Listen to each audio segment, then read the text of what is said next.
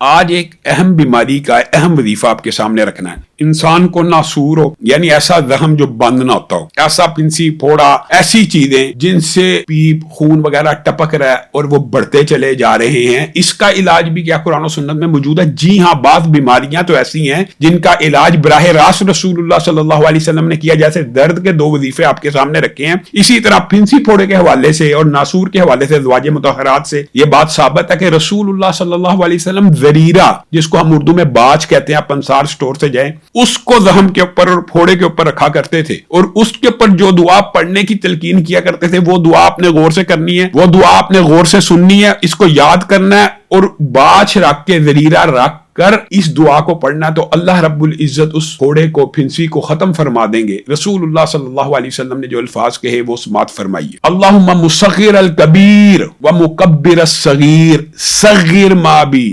یعنی اے اللہ آپ چھوٹے کو بڑا کرنے والے ہیں اور بڑے کو چھوٹا کرنے والے ہیں، تو اس زخم کو چھوٹا کر دیجیے۔ حدیث کے الفاظ یہ آتے ہیں کہ جب یہ پڑھا کرتے تھے تو وہ بجھ جاتا تھا، گویا وہ بجھ گیا، ختم ہو گیا۔ تو آپ بھی یہ وظیفہ پڑھیے، انشاءاللہ شفا من جانب اللہ ہے۔